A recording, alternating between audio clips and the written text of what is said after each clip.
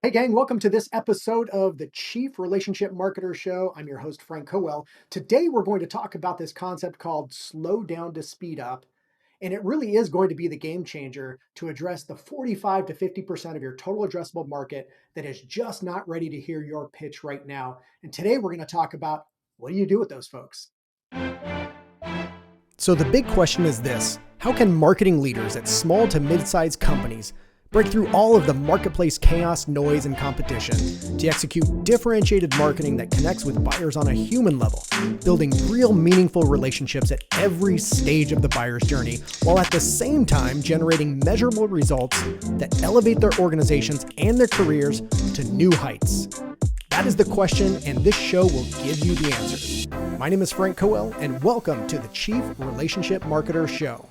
So listen, in any given addressable market that you're going after, anywhere from 3 to 5% of those folks are in market and ready to buy. And so for those folks, your messages to buy now, to demo your product now, to check out your features and benefits and your offerings now, like those messages are totally appropriate.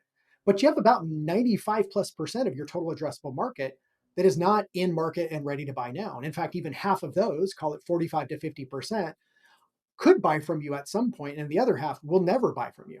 So you have about 45 to 50% of your total addressable market that could buy from you at some point, but they're not ready right now. So the messages that you're putting into the market that are for ready now buyers just simply not going to work. They're going to fall on deaf ears. And so what ends up happening is organizations, as they reach growth plateaus, they'll try new tactics, they'll try new avenues, they'll try new channels, they'll do different things, they'll try new marketing things, what have you. And they'll try things to break out of these growth plateaus. And what they start to experience is very little ROI, very little result, poor results from these efforts.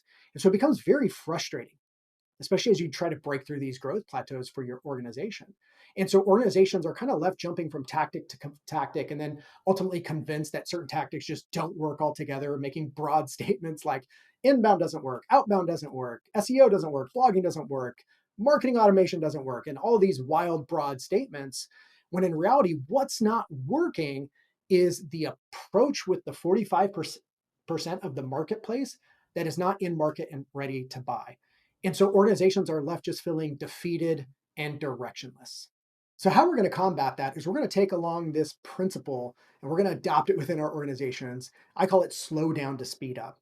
And essentially, what this means is that we need to build in opportunities for that 45 to 50% of our total addressable market that could buy, but not today. We need to build in opportunities for those folks to be able to engage with our brand in a way that is not buy now, get a proposal, get a quote, get a demo, get a trial. We need to start figuring out opportunities for ways to engage those folks. Now, the reason I call it slow down to speed up is because those who are very short term thinking might look at these activities and view them as a waste of time, activities that don't directly lead to a sales conversation. And they would be right. But the reason this is important is because those folks will one day be ready to buy. So if you want a chance at having an opportunity to do business with those folks, you need to find a way to start building a relationship with them now. So that way, tomorrow and in the future, when they are ready to buy, your brand is top of mind and you're the one who's been there providing value, and you're the one they think of to help them solve whatever problem or come up with whatever solution that they're after. And so when you do this, you're going to end up engaging more people ultimately in the long run. So that way, your pipeline tomorrow, your pipeline in the future is a much higher quality pipeline for your brand, resulting in more sales, better clientele, better margins. We talk about in previous episodes, and if you've come across any of my other content, you'll know that this is important. It's something I'm very passionate about because we live in a very crowded, noisy world today. And the reason this is so critical right now that we take this slow down to speed up approach is because we can't market as if it is, 10, 20 years ago. I've often said you can't take a pre-internet marketing approach in an internet world. Well, heck, go back 10, 15, 20 years when the internet did exist, and you can't even take that approach today because back then, even as recent as 15, 20 years ago when we had the internet, uh, it was way less saturated. It was way less crowded. It was way less noisy. So you could put up a few Google ads and boom, you were rocking and rolling. You get great results. You could put out some content and it would SEO, it would rank quickly, and you could get great results. But that's not the case today. So we have to really think about it always comes back to the basics. It always comes back to the fundamentals of old school traditional brand building and relationship building. And unfortunately, too many businesses today are still taking this approach that the marketplace isn't crowded, the marketplace isn't saturated, and they just want to pump the marketplace with buy now, purchase now, get a demo, get a proposal kinds of messages. Again, you've got to capture that piece of the market. The vast majority of the market isn't ready to hear that message. So ultimately, you've got to give your target audience opportunities to engage outside of buying, because we can't look at that marketplace as binary, as being buying, not buying.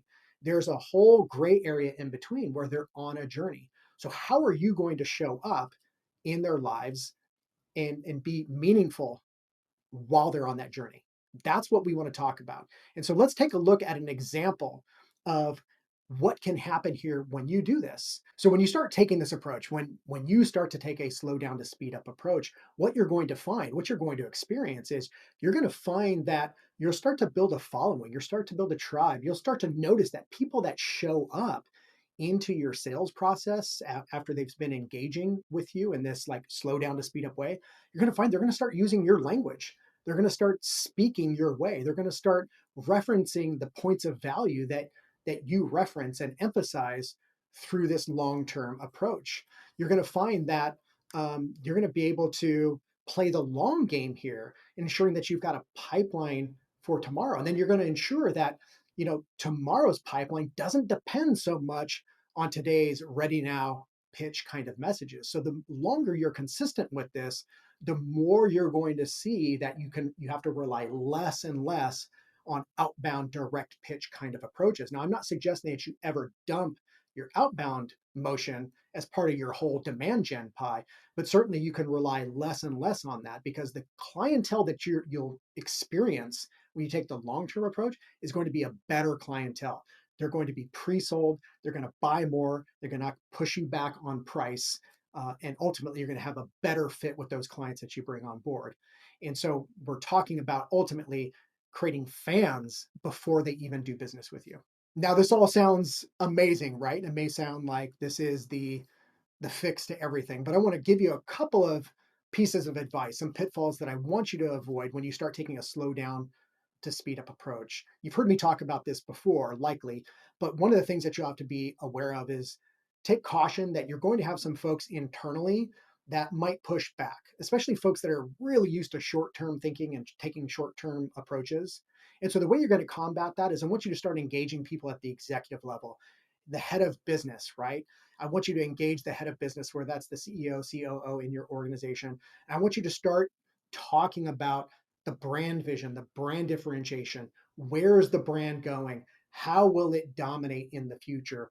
What place were they hoping to carve out with the brand? And I want you to start exposing those conversations so that way you can draw the correlation between the need to relationship build and the need to stand out with the target audience before they're ready to buy. Because the only way we get to that promised land that the CEO is after is by connecting it to brand differentiation in the marketplace. So start having those conversations at the executive level.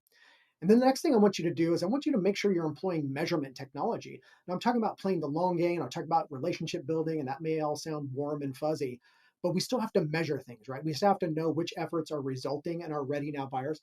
We have to know which efforts are in the long term turning into business as well. And you want to know what activities are fruitful and the ones that have impact.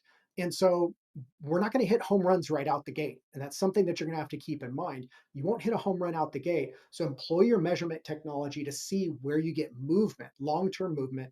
Look at the trends. Ultimately, the approach you take today may not be the right approach tomorrow. So step back, look at the trends, do measure things, but ultimately, in the long run, you're looking to be impactful to your target audience. So take a yin and yang approach, if you will, right? You're going to commit to the long term, you're going to relationship build, but don't forget to measure. Don't forget to have conversations with your target audience. So that way you're getting the feedback and knowing what's of value and what's not. Okay, so let's talk about how you might actually take action on slow down to speed up with you in your organization. I think to this point, it's been pretty philosophical, and we've talked about sentimentally how you should be just taking a different approach when it comes to marketing in your organization. But let's talk about how you can maybe take action right away. What's something you can do? Well, here's what I want you to do. If you're thinking about taking this kind of approach in your organization, I want you to think about the different content, tools, resources, books, communities, software, trainings that you might have in your organization, things that you're already doing, things that you just take for granted. Maybe you onboard your employees and put them through a really awesome training and you think, oh, this is valuable for our employees. I think if you step back and look at all the cool things that you folks do within your organization to create good product, to create great training, to do all these great things, there's something in there that could be wildly valuable for your target audience if you were to just expose it to them as a way to start creating relationships and start creating engagement. Again, we're not talking about a buy now opportunity. We're talking about an opportunity to truly help your target audience move closer to their goals and objectives. So take a look at something within your organization, something you have, something you're doing that you're taking for granted as this is just what we do to be a great company at what we do, and find something that you can expose. Again, it might be a training. There might be some sort of training that you've developed in your organization for your team. You might be able to expose that to your target audience. You might have a spreadsheet that you've developed that's for auditing that you don't really charge for, but it's something that you have that helps you do what you do. Could that be exposed to your audience as a way to start engaging them and a way to start creating that relationship with them? And every single one of our companies, every single one of us, we have something like this in our organization. So I want you to find it. I want you to expose it. And I want you to think about how you can use that asset to start creating relationships. It really shouldn't cost you much of anything because you've already created it, you've already done it. How can you take something that's already there in your organization, put it out to the world as your gift to your addressable market, to your market? How can you do that to start creating relationships today? So I want you to think about that. That's my challenge to you before you come back to the next episode. I want you to think about what can you expose in your organization to start bringing value above and beyond just buy now.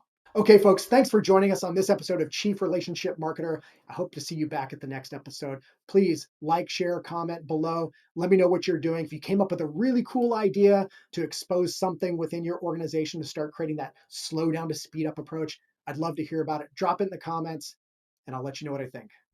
For more Chief Relationship Marketer content, episodes, and more, visit chiefrelationshipmarketer.com.